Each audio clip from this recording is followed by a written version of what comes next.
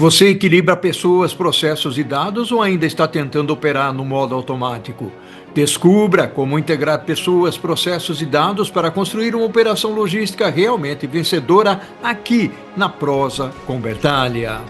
Bem-vinda, bem-vindo a mais uma Prosa com Bertalha, prosa cada vez mais fantástica, onde as pessoas do bem aqui comparecem para compartilharem suas experiências e os seus conhecimentos. E olha a prosa que estamos trazendo hoje aqui. Gente, mais processos, mais dados. A fórmula de uma operação vencedora. Como transformar operações comuns em operações vencedoras? Nesta edição da Prosa com Bertalha, vamos explorar a combinação essencial que sustenta organizações de alta performance, ou seja, gente, mais processos, mais dados. Com base em experiências reais e estratégias práticas, discutimos como essa tríade se traduz em eficiência, inovação e resultados sustentáveis. Se você lidera, apoia ou atua em operações logísticas e industriais, esse conteúdo é para você. Prepare-se para repensar como sua operação pode ser mais inteligente, humana e orientada a dados.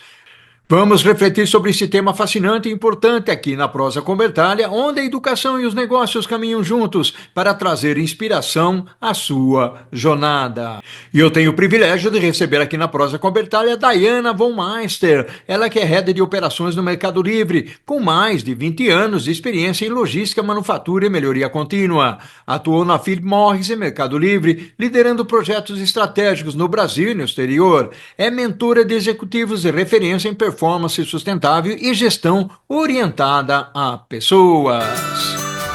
Olha só que honra, que orgulho receber aqui na Prosa com Bertalha a Diana. A Diana que vai trazer aqui uma contribuição fantástica para a gente. Diana, seja muito bem-vinda à Prosa com Bertalha. Muito obrigada, é um prazer estar aqui com vocês. Já tenho muito tempo acompanhando aqui o programa e é uma honra estar aqui desse lado. Bacana demais, bacana demais. Diana que vai participar do Fórum da Manufatura lá com a Célia Queiroz, né, Diana? É isso, em agosto estamos aí em São Paulo falando sobre ambidestralidade. Olha só que tema bacana, que legal demais. E vamos lembrar as pessoas, ô Dayana, a se inscreverem no canal, a curtir, já botar um joinha para você aí, já de cara, já de partida, já vamos botar o joinha, porque você veio aqui de forma voluntária para contribuir com a comunidade, com o nosso canal. Então, e também uma outra coisa que o pessoal não faz, acionar o sininho de notificação para que cada prosa que seja lançada lá no nosso canal, você receba o aviso, você receba a notificação. Mas vamos conversar, vamos prosear então, Dayana. Contextualiza um pouco esse tema para a gente. Por que você trouxe esse tema para a gente prosear aqui? Bom, eu trabalho com logística, né, no Mercado Livre, sou head de operações logísticas e tenho aí nesses anos, né, já são 5 anos nessa operação. E tenho visto cada vez mais assim que processos e pessoas andam juntos, né? Então não tem aí como separar, né? Então, quanto mais eu me especializo tecnicamente para melhorar processos, mais eu preciso de aporte de liderança para lidar com pessoas, né? Porque as mudanças elas ocorrem através das pessoas, né? Então, por isso que eu trouxe aí esse tema, que para mim é um tema assim, essencial para um gestor de logística, é entender como melhora o processo, mas também entender como mover as pessoas para seguir na melhoria, né? Que bacana, que legal, Dayana. Dayana, mais uma mulher na logística, né? Que a gente traz muitas mulheres. Aliás, nós trouxemos aqui já 3 mulheres do Mercado Livre para compartilhar conosco o conhecimento, né, Dayana? Dayana, por que integrar pessoas, processos e dados é vital para a competitividade nas operações? Porque assim a gente consegue ter uma visão, uma atuação ampla do que realmente vai agregar valor para o negócio, né? Então a gente está falando assim de redução de retrabalho, a gente está falando de agregar valor para o cliente, né? A gente está falando em aumento de produtividade. Então é super importante olhar para essas 3 dimensões, né? Processos bem azeitados são bastante importantes, né? Especialmente em logística, assim, se tu me permite, eu sei que é supply o grande tema, né? Mas vou dar mais ênfase aqui para a logística, que é onde eu estou no front agora. Quando a gente fala de layout, né, então ter processos que respeitam um layout que seja inteligente, um layout que funcione, com um 5S bem definido, faz com que a gente consiga ter uma fluidez e, com isso, ter eficiência. Mas, ao mesmo tempo, pessoas capacitadas, pessoas treinadas, pessoas especialmente engajadas, né, vão fazer diferença. E para onde, assim, como a gente está na situação atual e onde a gente quer chegar, é os dados que vão trazer.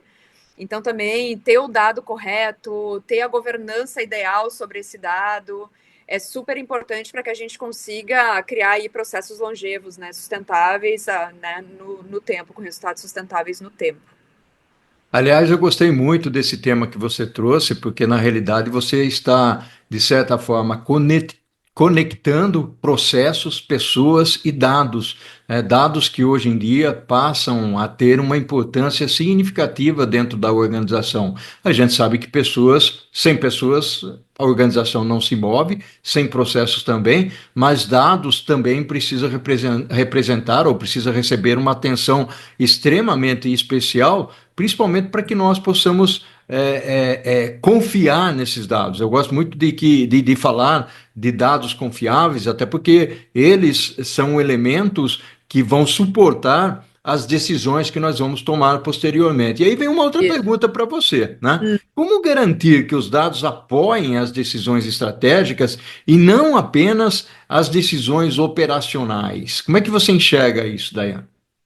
O que eu vejo primeiro, uma preparação da equipe que está liderando esse processo para que ela consiga operar num ambiente data-driven, assim, né, que realmente olhe para dados como cerne de operação, mas que essa equipe não esteja focada somente em resolver aquele dia a dia, né, o incêndio do dia a dia, que consiga fazer um setup dos dados para olhar tendências, olhar a longo prazo, olhar o que realmente agrega valor para o negócio, né?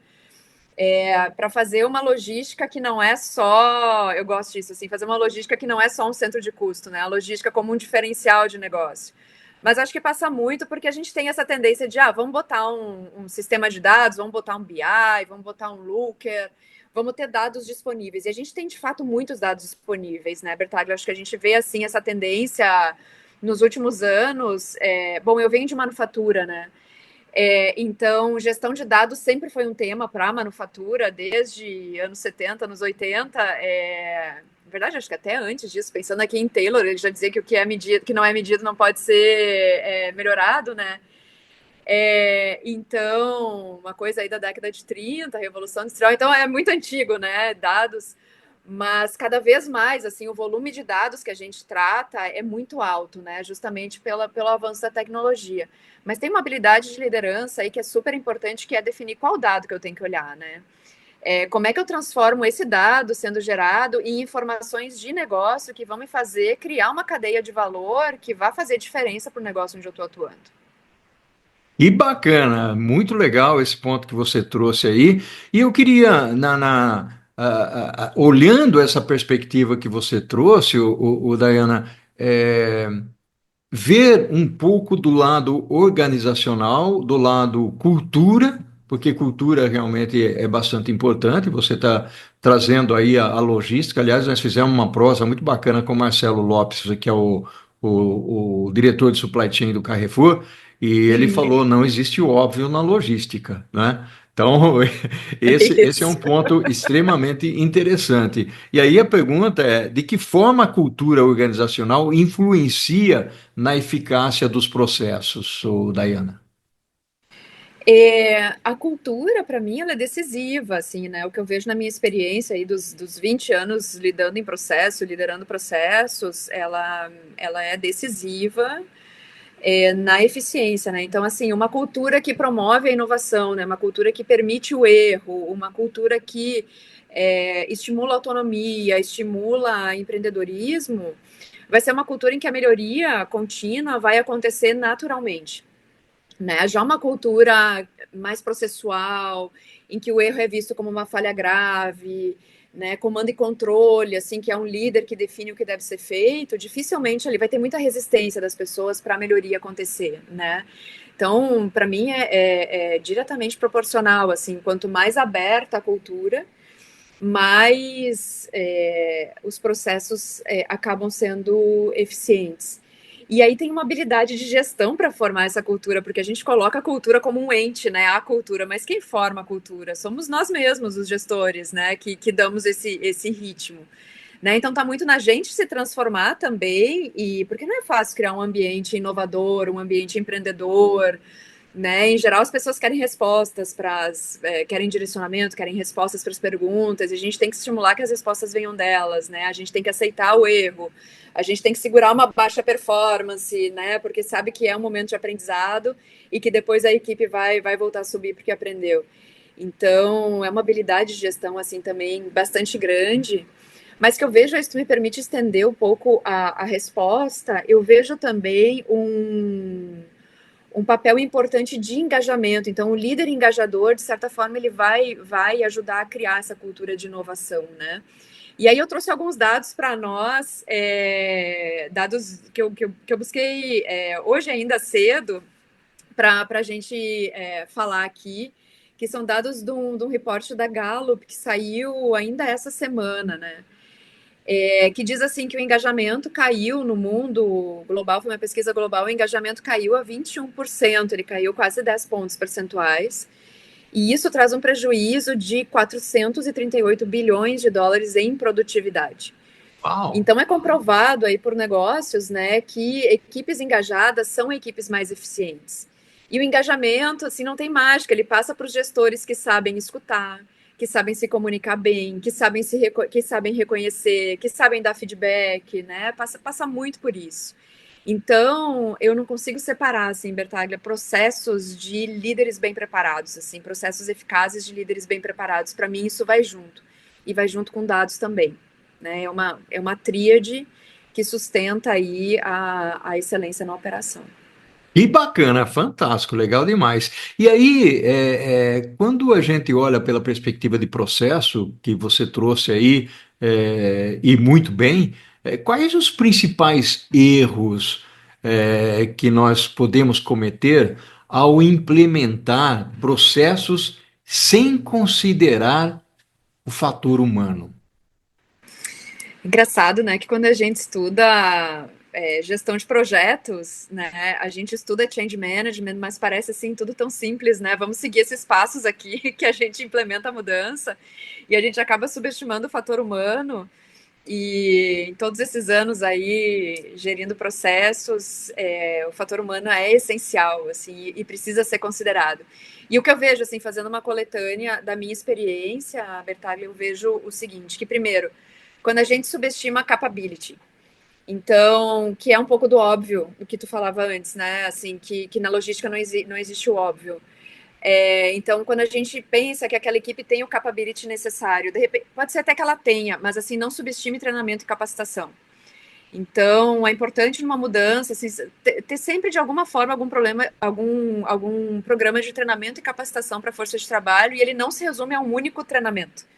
Quando a gente fala de criar capability, a gente está falando de educação continuada, né? Então, aquele primeiro PowerPoint, aquela primeira uma hora em que a gente vai mostrar como é que é o processo, ela é só 10% de todo o trabalho que vem pela frente, né? Os outros 80% estão lá no dia a dia e não devem ser negligenciados pelos gestores, né? Então, eu diria que esse, assim, é o primeiro ponto de erros que pode acontecer. Segundo é a gente implementar melhorias de processo em equipes que não estão engajadas. Então, quando a gente já tem gestores disfuncionais, a gente querer implementar melhorias, vai demorar mais tempo, né? Então, olhar para os gestores e criar gestores, desenvolver gestores, contratar gestores que sejam realmente muito hábeis. E por último, é não valorizar o feedback. Então, as equipes, quem sabe melhor o que fazer, são as equipes que estão fazendo, né? Quando a gente implementa um processo, bom, implementou, go live, saio, a gente deixa. Tem um participante especial aqui na nossa prosa querendo aparecer. Desculpa a interrupção. Então, quando a gente deixa de ouvir esse feedback de quem está na ponta, quem está fazendo, quem realmente está experimentando, né, o usuário final, digamos assim, a gente também perde uma riqueza muito grande de melhorar o próprio processo que a gente desenhou para ser implementado, né? Então, em resumo, eu te diria isso, assim, capability das pessoas, engajamento das pessoas e ouvir feedback e estar preparado para realizar mudança, porque às vezes o que a gente desenhou como uma melhoria ideal, quando chega nas vias de fato, pode não ser a melhor solução. Muito legal esse ponto que você trouxe. Aliás, o gato que você trouxe aí, ele está aprendendo conosco, né? Ou seja, Tá, tá. E quer participar também. é isso aí, bastante interessante. O Diana, quando você conecta essas três palavrinhas mágicas, né, de pessoas, processos e também a parte de dados, né, logicamente nós precisamos medir isso, e você já falou de medir aí, né? E você recorreu lá ao tempo do Taylor, né? Não é da nossa época, tudo bem, mas nós estudamos o Taylor, o Fayol, essa turminha aí que tanto Isso. contribuíram para a administração, né? Talvez hoje esteja um pouco ultrapassado os modelos, mas eles ajudaram muito nesse processo evolutivo que nós tivemos ao longo do tempo. Como transformar indicadores e dashboards em ações realmente concretas, Dayana? Bom, para mim passa por primeiro definir quais são os dashboards e dados que a gente precisa mesmo, que vão atacar os pontos que precisam ser atacados. Isso vem de um planejamento estratégico, né? Que é eu saber qual direcionamento eu tenho que tomar para criar uma logística que seja um diferencial de negócio, né? E não só o centro de custo logística. Então, né? Eu ter essa habilidade de eu entender onde a organização quer que a gente chegue como logística. Depois, definido isso, quais indicadores que eu preciso olhar. E aí vem um ponto que para mim é outro essencial, Bertaglia, que é governança. Então é estabelecer governança que realmente funcione, assim. E o que eu vejo que funciona primeiro, que os indicadores façam sentido para o time, né? Que o time também entenda o impacto de cada indicador, para não ficar aquele, olha, o nosso objetivo é colocar tudo no verde, mas a gente nem sabe por quê. A gente tem que só colocar no verde, né? Que a equipe entenda esses indicadores e que haja responsáveis por indicadores. Assim, eu gosto muito desse processo. Ele é um processo antigo, mas que funciona super bem. Então, a gente tem pessoas responsáveis por cada indicador e essa pessoa, ela faz a gestão do indicador. Muitas vezes ela não está lá na ponta fazendo o indicador, mas é a pessoa que vai digamos, azeitar esse processo por todos os turnos, por todas as áreas, dependendo aí do indicador, né? Então, eu te diria, transformar dados em resultados passa por uma governança muito bem estabelecida. E outro fator importante aqui é muito humano, que é disciplina, consistência.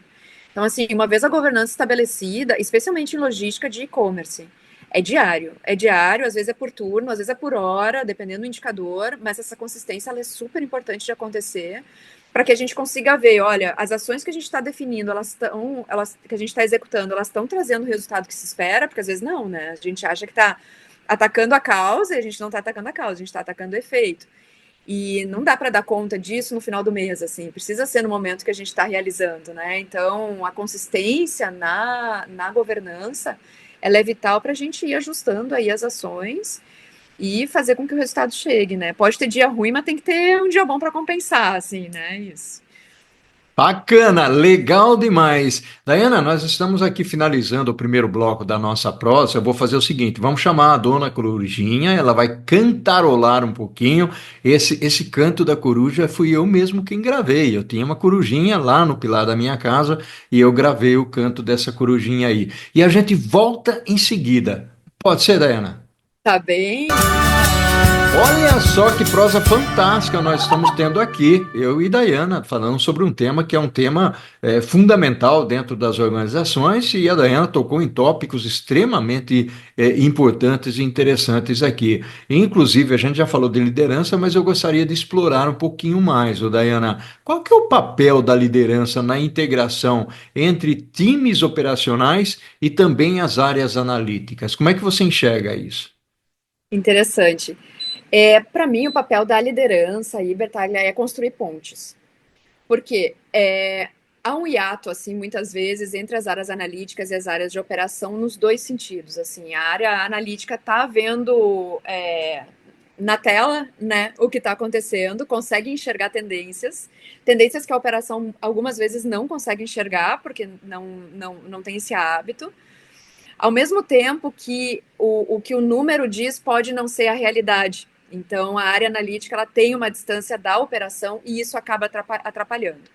E eu até penso o seguinte, que profissionais que se destacam são aqueles que conseguem andar pelas duas esferas, que é uma visão analítica que enxerga a tela, né, enxerga a tendência, tem um insight do número, mas consegue chegar na operação e entender o que aquele número quer dizer, né? O que está por trás daquele número, o que precisa ser de fato corrigido, assim como gestores de operação que conseguem, que têm a habilidade de se basear por números para tomar a sua decisão. E não só tenham aquela vontade de resolver o problema na hora, né? Apagar aquele incêndio muitas vezes é necessário, mas sabendo que a gente está apagando um incêndio e que a gente tem que olhar para evitar que o próximo incêndio aconteça. Né? Então, a liderança, para mim, ela tem esse papel de ponte mesmo, que é fazer uma aproximação tão necessária dessas áreas.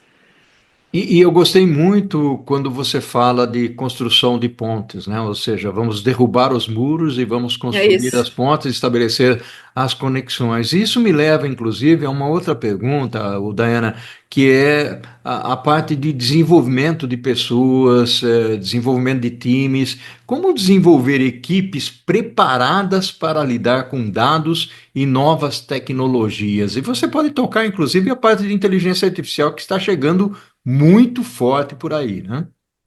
É. É, primeiramente, é trazer essa tecnologia para o dia a dia, assim, né? Que é criar um ambiente, criar um sistema de governança que vá olhar para, que utilize essa tecnologia. Depois, capacitação. Nesse momento, acho super importante, assim, porque por mais que intuitivamente a gente vá aprendendo, porque a gente está imerso em novas tecnologias, né? Por exemplo, chat GPT. A gente não precisa de um curso para aprender chat GPT, né? A gente consegue intuitivamente ir lá utilizar enfim, já é senso comum entre as pessoas, né? Entre os meus 1.300 liderados hoje, já é senso comum, assim, de como usar. Estou generalizando, mas a tendência é essa. Mas também é importante capacitação, né? Então, capacitar no uso das ferramentas, capacitar nas novas tecnologias, eu acho importante.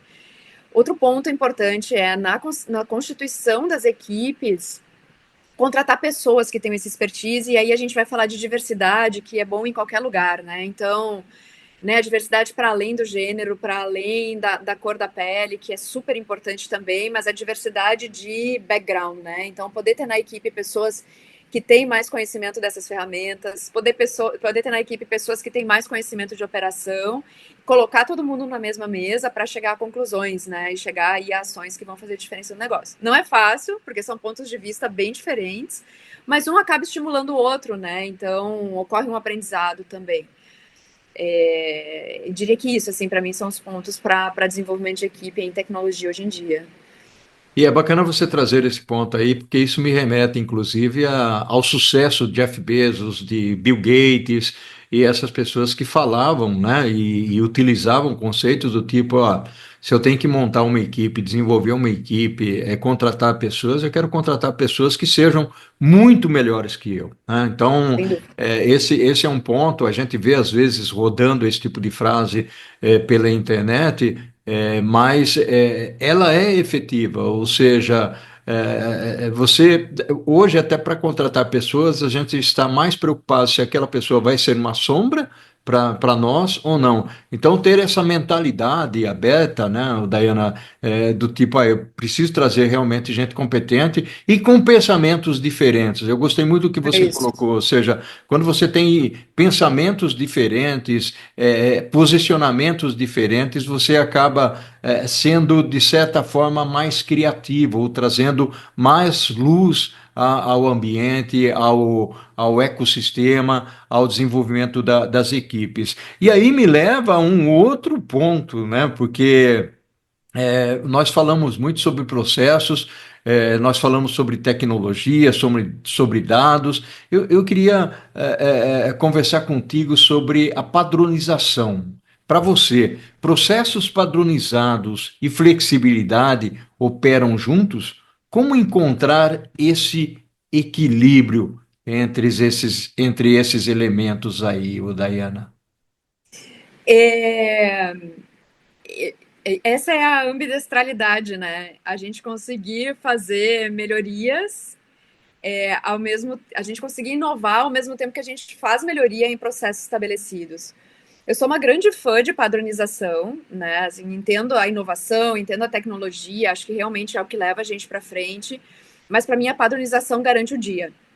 Né? E não dá para a gente querer ir para frente e melhorar se a gente não tem o dia garantido, se a gente não tem estabilidade básica nos processos, isso se dá através de padronização. Ou seja, minha mão de obra chega para trabalhar, ela sabe exatamente o que ela vai fazer. É um padrão. Ela pode usar a criatividade dela para outras coisas, para melhorar aquele processo. Ela não precisa usar a criatividade dela para fazer o básico do dia a dia. Né? E acho que isso vai dando previsibilidade assim para as pessoas e elas começam a ficar muito boas no que elas fazem, porque fazem, né, repetitivamente. E a criatividade vem para outras coisas que a gente nunca pensou antes, né? Como melhorar aquele processo, como fazer aquele processo de outra forma. E aí uma habilidade muito grande dessa organização de pegar essa melhoria e replicar para virar um padrão, para virar um novo padrão. Né? Então, para mim, andam juntas e processos que só inovam, eles acabam perdendo muito tempo no básico do dia a dia, assim. Então, ou outras coisas, assim, que a gente chega, por exemplo, vai analisar a causa de um problema e a causa não tem padrão. Cada um faz de um jeito no turno. Cada equipe está fazendo de um jeito, né? E aí é uma perda de tempo, é um retrabalho, né? Então, assim, vamos definir o padrão, a gente tem o padrão, essa não vai ser mais a nossa causa do problema. Né, a gente tem o padrão. A gente vai ter outras causas, outros problemas, e com isso a gente vai crescer como equipe, mas a gente não vai estar discutindo infinitamente que o padrão não está sendo seguido. Eu Né, eu acho concordo que com você. Eu concordo com você, até porque tem que ter um mínimo de padrão para você fazer a empresa rolar, rodar, funcionar. Logicamente, há um questionamento de quanto mais padrão você coloca, e aí tem que tomar um cuidado também, né, Daiana, de não confundir padrão com controle, né? Ou seja, justo. engessar demais. Às vezes, quando a gente engessa, perdão, aí nós perdemos realmente a flexibilidade. Então, é o que você falou, temos que encontrar um meio termo, né, onde tem que ter um mínimo de padrão e que, ao mesmo tempo, isso permita com que haja flexibilidade na organização. E isso é possível, tá certo? É possível e necessário. Bacana. E necessário, assim, o padrão ele tem um papel importante, sim, e não acho que ele tolhe criatividade, muito pelo contrário, ele dá estabilidade para a gente ser mais criativo e não gastar tempo apagando incêndio, gastar tempo criando. E eu queria voltar um pouquinho para o tema da tecnologia orientada ao lado dos dados, né? A gente fala muito que dado é petróleo, é não sei o que e tal, né? Mas quais tecnologias mais contribuem para tornar uma operação orientada a dados, na sua visão, Dayana? O que eu vejo hoje, tá? Desde a perspectiva de logística, tecnologias que ajudam no nosso dia a dia. WMS, que vai fazer a gestão de depósitos, né? De centro de armazenamento. TMS, que vai fazer a gestão de transportes e melhores rotas de entrega. Business Intelligence, né, BI, que acaba sendo um grande consolidador aí de dados, não é minha área aí, tecnologia, então posso usar algum termo que não esteja adequado, mas então conhecemos Power BI, né, sabemos aí a eficiência que ele tem. Outro ponto importante assim é machine learning, né, e o quanto a gente vai alimentando esses algoritmos para que cada vez eles mostrem melhor as tendências e as influências as influências de várias variáveis de processo, né? Então, os processos hoje eles estão muito mais complexos, isso que eu vejo, assim. E não é mais uma única causa. O desvio de processo ele não tem uma única causa, ele é uma contribuição de várias causas. Mas como é que a gente enxerga isso nos dados, né? Então, o machine learning ajuda isso, assim, a gente conseguir ir mostrando para o algoritmo quais são os pontos essenciais de operação e quando a gente vai desviando desses pontos, que limita alertas, né, que nos avise, enfim, para que a gente tenha um cockpit, né, de navegação que realmente funcione, que leve a gente para onde precisa focar mesmo. E também me veio o RFID, que é uma grande vantagem, né, de não precisar ter BIP, não precisar ter controle, né, os materiais fluem e são controlados automaticamente. E outro tema que tem surgido bastante é RPA, que é a automatização, né? Quando a gente começa a operar com robôs, Essa também é uma tecnologia que demanda muito capability do time, inclusive de línguas, assim, tem robôs que o manual é em mandarim, Uhum. né? Como é que o time, né, atua, né? Um time de manutenção, um time de piso.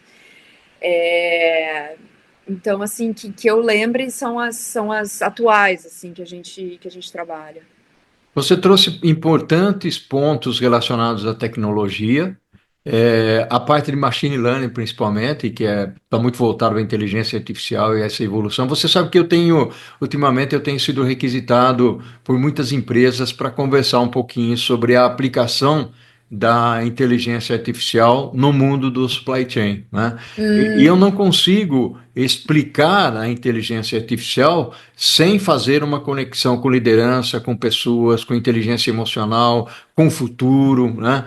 Ou seja, uma coisa é entender que a inteligência artificial ela é um processo evolutivo, a gente ainda está aprendendo como utilizá-la, principalmente as organizações, mas ela veio para ficar. Então, você tem toda a parte de planejamento, a parte de roteirização. Quando você fala um WMS, um TMS, por exemplo, nós podemos usar sistemas convencionais e eles funcionam muito bem, mas nós também, principalmente em empresas que têm uma manipulação muito grande de dados, a inteligência artificial é muito mais rápida para tratar isso. E aí vem o machine learning que você mencionou, ou seja, ele vai aprendendo, né? À medida que você vai alimentando ou retroalimentando, ele vai percebendo, os algoritmos vão trabalhando de tal maneira que percebe as variações que vão acontecendo ao longo dos processos e ao longo das atividades e acaba criando cenários diferenciados dentro dessa perspectiva evolutiva que é a tecnologia,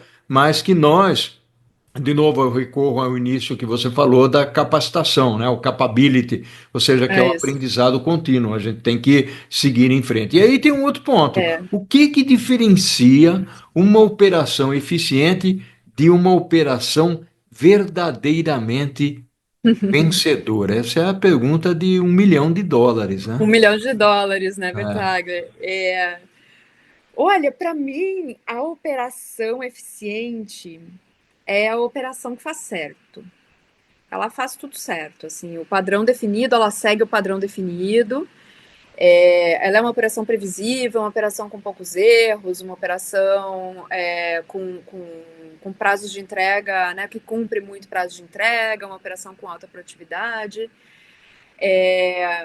Mas não significa que ela é uma operação vencedora, né? Assim, para mim passa, uma operação vencedora é aquela operação que o negócio vencedor é um negócio que realmente é um diferencial para o cliente, assim, que o cliente diz, cara, quando eu compro deles, né, tô falando de e-commerce, assim, quando eu compro deles, eu tenho certeza que vai ser melhor.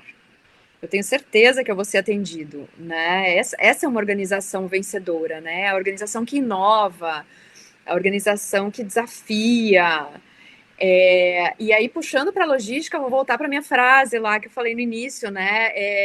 São logísticas que são diferenciais de negócio. Essa é uma logística vencedora, não é uma logística que faz certo. Precisa fazer certo, precisa fazer. Mas uma logística vencedora é aquela que não é só o centro de custo logística.